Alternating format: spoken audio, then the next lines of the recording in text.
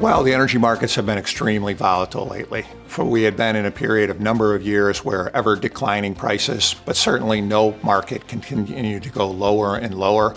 And we're seeing that really turn around in increased volatility and increased costs. A few reasons behind that. As a country, we export about 20% of the natural gas that we pull out of the ground is sent either to overseas or to Mexico. It's really made natural gas a global commodity where we're affected by events overseas. Natural gas storage levels here in the U.S. are below their 5-year average, as well as below where they were 1 year ago. So headed into winter, we've seen increasing costs and increased volatility. I think we'll see this to be a tough winter in terms of cost, with some relief possibly later in 2022.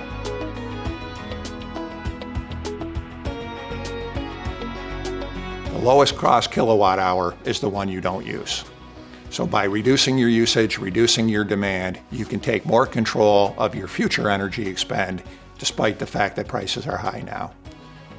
Another factor we often look to is to get out ahead of the market.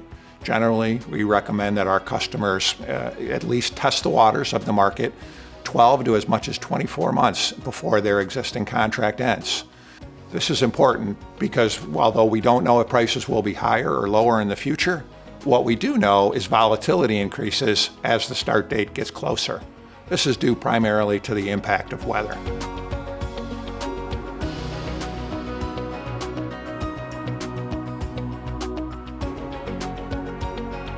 What happens to natural gas today generally will affect electricity prices tomorrow.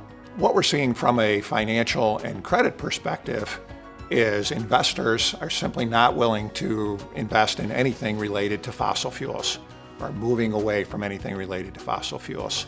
That's had a chilling effect on the amount of production of natural gas in the industry, which ultimately restricts our supply, causing both natural gas and electricity prices to increase.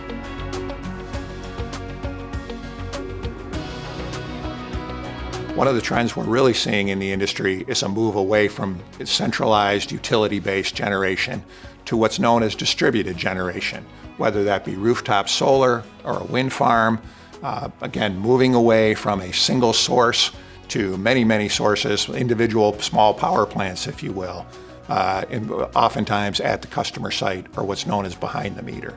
Distributed generation really provides a level of reliability and redundancy within the system. If the central grid goes down, traditionally you have no real option to keep your facility open. But if you have battery storage, solar, wind, you may be able to stay in operation until the grid comes back online.